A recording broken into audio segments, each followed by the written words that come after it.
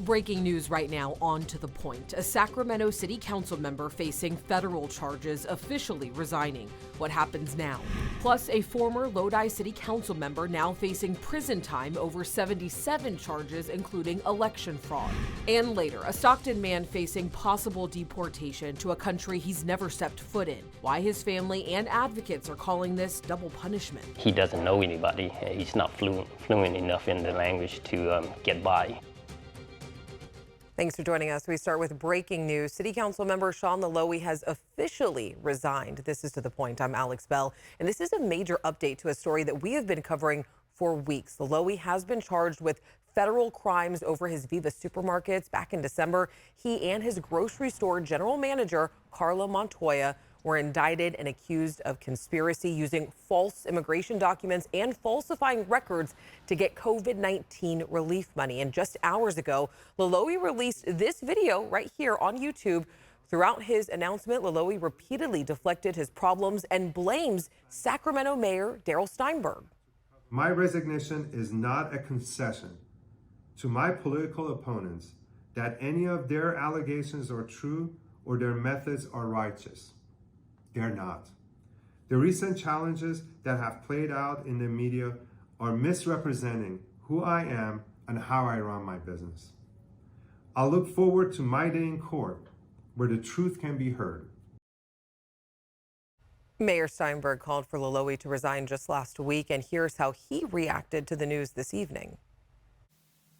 These serious criminal charges are simply incompatible with continuing in public office, which is why I think he did the right thing by resigning.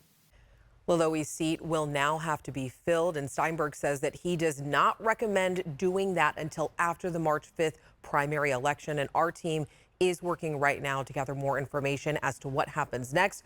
We'll have a full report tonight on Late News Tonight at 11.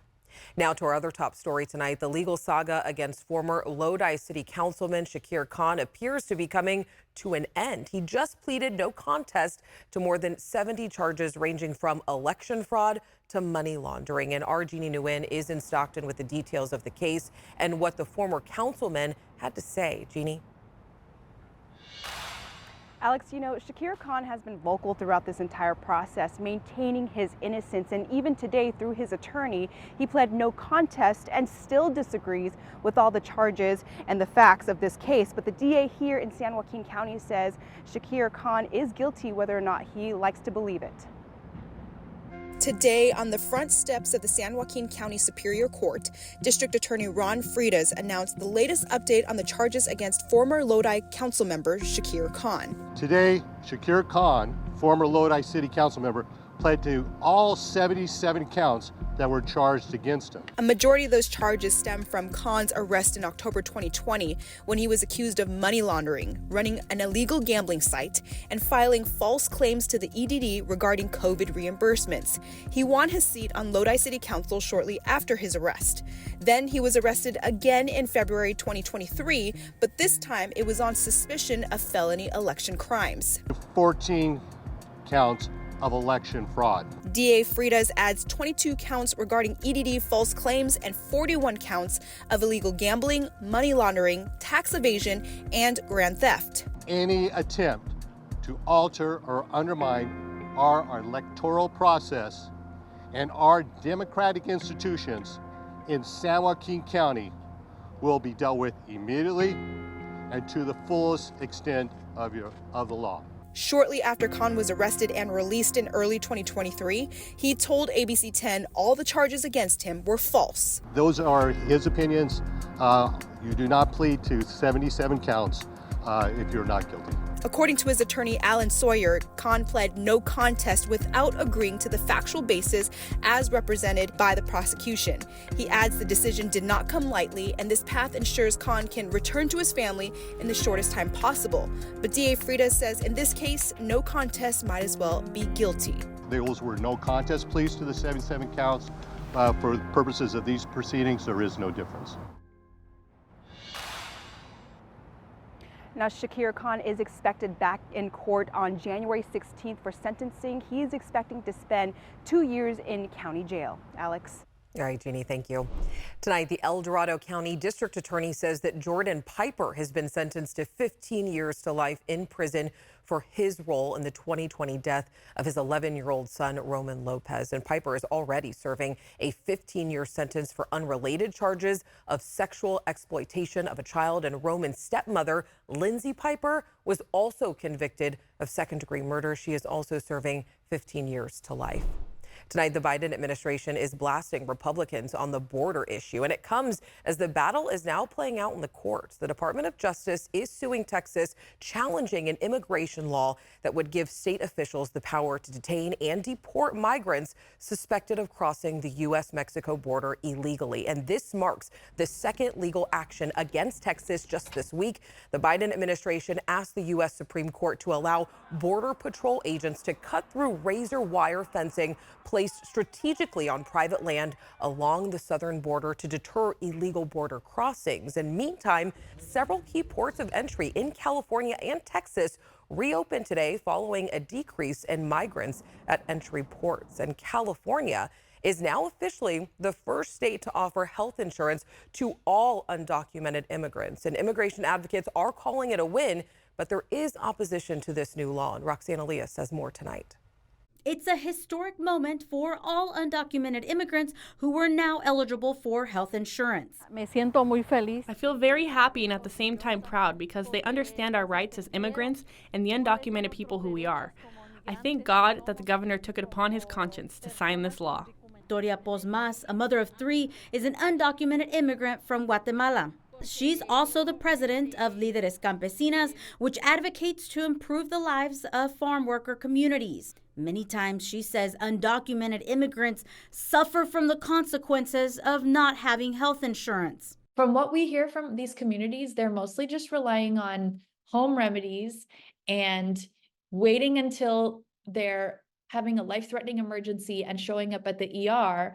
And other than that, just really going without any health care. Sarah Dar is the policy director for the California Immigrant Policy Center. She says having health insurance should be a human right. After all, these are people who work here and contribute to our economy and the cultural fabric. Nosotros somos los que trabajamos en el campo. We are the ones working out in the field. We're the ones growing the vegetables, all the apples, fruits, so we no longer want to work in hiding.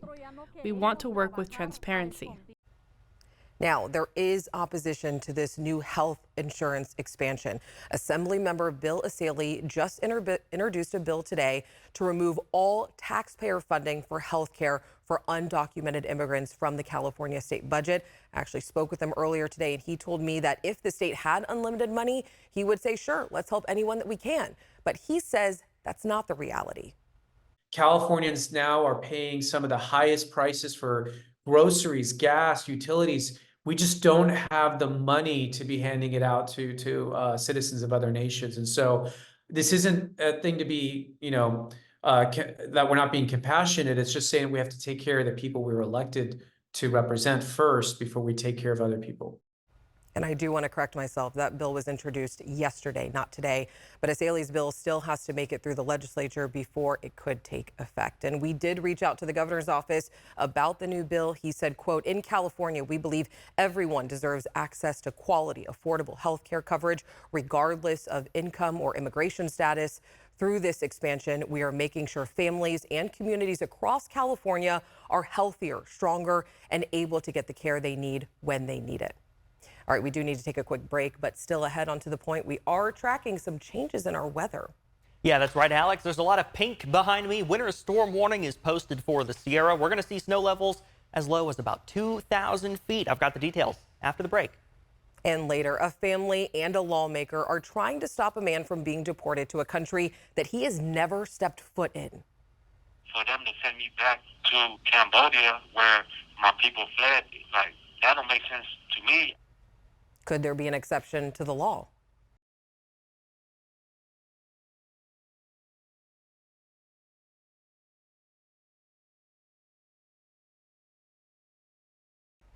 All right, it's a great start to the new year. We have meteorologist Brendan Minchuk here. You probably Always see a him in the pleasure, mornings. Alex. Yes, we love when Brendan comes to visit us. But some really a good start to the new year. We've had rain, we've had snow, and today was beautiful. What more can you ask for? I know. Maybe it's more perfect. snow? We've got more of that on the way. Let's take a look at highs today, though, because it was a nice dry day out there. 58 downtown Sacramento, same in Executive, 60 Stockton, 57 in Modesto. Overnight tonight, we're going to be in those 30s, so if you're getting up early tomorrow morning, make sure you got the jacket with you. 38 Sacramento and Elk Grove, 39 Stockton and Modesto. Some clouds overnight, though, and some valley fog, maybe a quick passing snow shower up near Truckee overnight tonight. Tomorrow afternoon, another dry day, plenty of sunshine in the afternoon. 57 Sacramento, 59 in Elk Grove, 57 Stockton, and 55 in Modesto. 50s in the foothills as well, upper 30s and low 40s in the Sierra. This nice sunny dry pattern doesn't last very much longer, though. Here's a look at Futurecast, and you see those clouds overnight. Snow shower up near Truckee, drying out as we go through the daytime, clearing out as well. Plenty of sunshine by Friday afternoon. Look what happens Saturday morning, though. Snow returns to the Sierra. Winter storm warning goes into effect. Heavy snow through Saturday morning and afternoon. Just a few showers in the valley. We're not going to see all that much valley rain, but we're definitely going to see Sierra snow. Major travel impacts are expected. That's on the Winter Storm Severity Index. And here's my snow forecast, as low as 2,000 to 3,000 feet. That's what we're looking at for snow levels, maybe even close to 1,500 feet for a brief time late in the day on Saturday as the storm is winding down. At pass level, we're looking at Blue Canyon about 11 to 18 inches, Kingvale 17 to 24, Donner Summit 16 to about 23 inches of snow. Similar to the last storm we just had, except it's going to play out during the daytime on Saturday as opposed to overnight. Tomorrow or Sunday is your travel window. If you're going up to the Sierra, 12 to 18 inches, coming down at 1 to 2 inches per hour, and gusts up to 55 miles per hour. We're going to see some whiteout conditions as well. Over the next 10 days, temperatures, Alex, are much cooler. All right, Brendan, thank you. On the other side of the break, a man facing deportation to a country he has never even been to. Why him and his family believe he should get an exception to the law.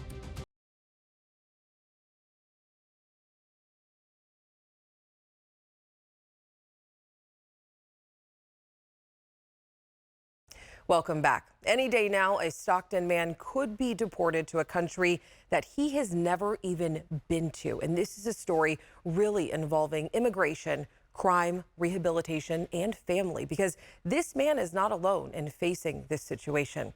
So whatever your opinion on the topic, we think that you will find this story thought-provoking.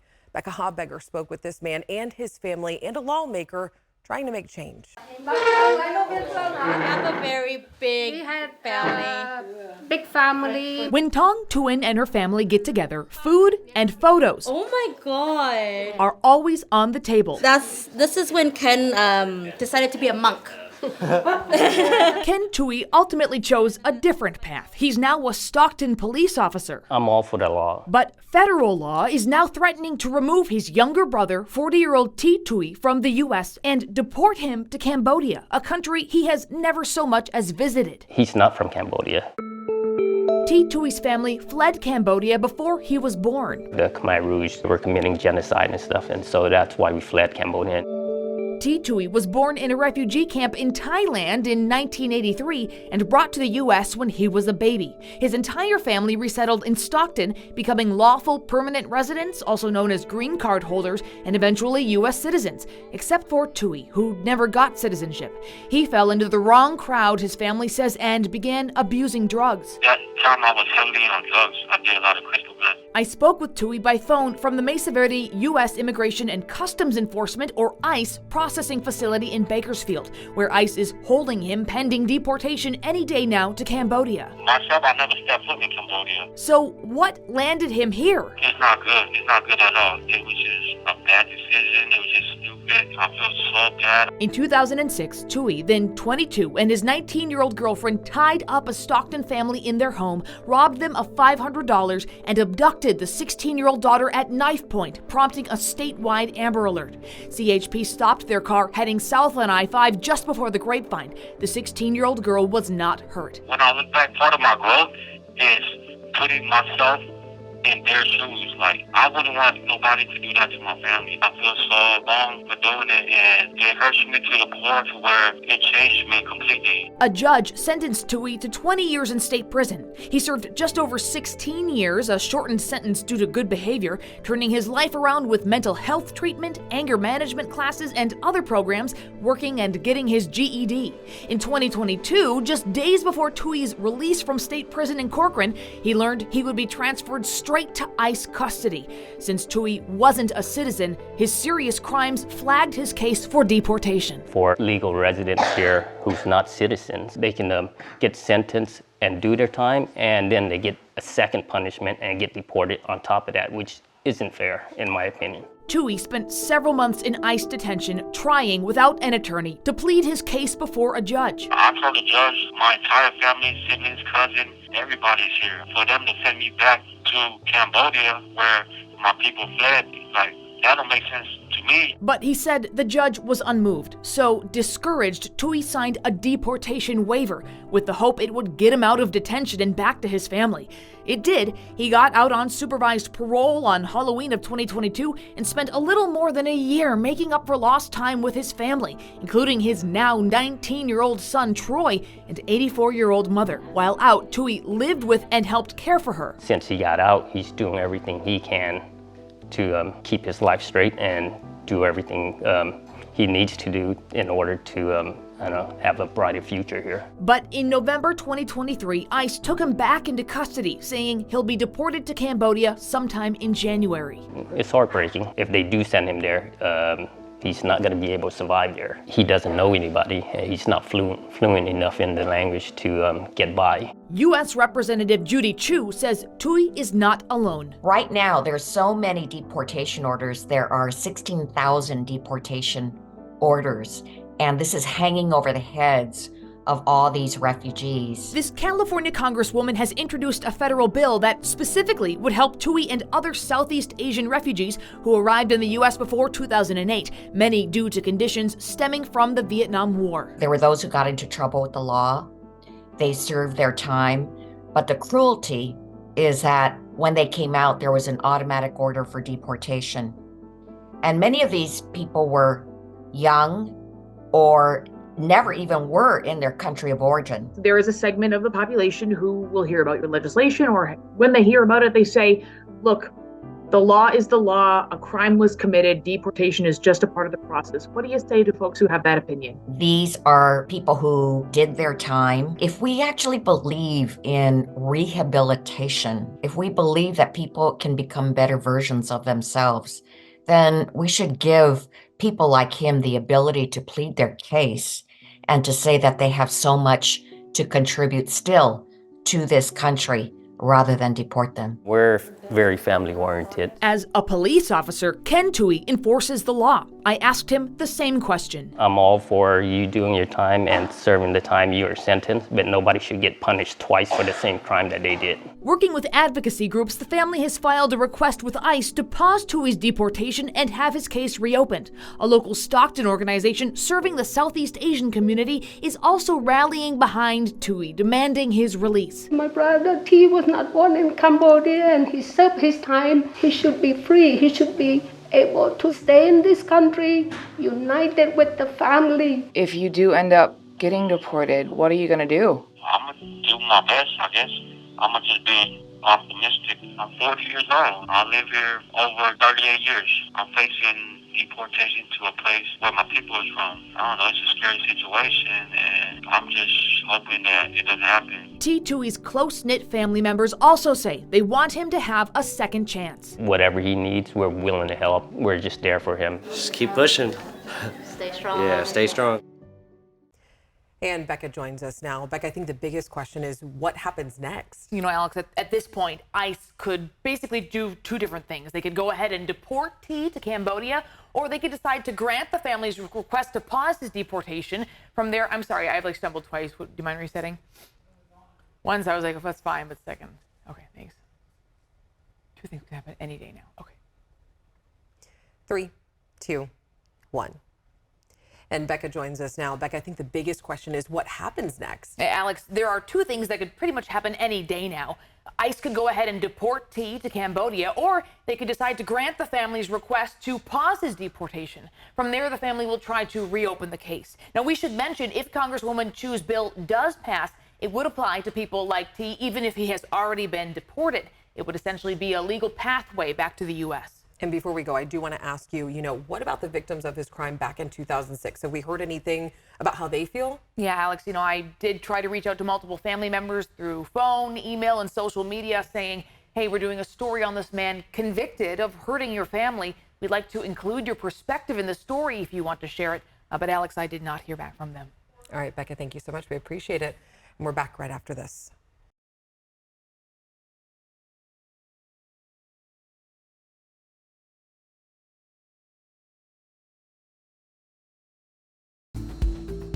In your price points tonight, Roseville Electric Utility says that it's proposing rate increases for the next 2 years. And if the 2 increases are approved, customers will be paying 18% more on their electric bills by 2025 than what they're paying today. So the utility says that these increases are due to skyrocketing fuel prices, increased operation costs, including materials and labor, renewable energy compliance regulations, and a loss of lease revenue from the state. And if approved, the first 9% increase would go into effect on June 1st, 2024, and the second 9% increase would go into effect on January 1st of 2025.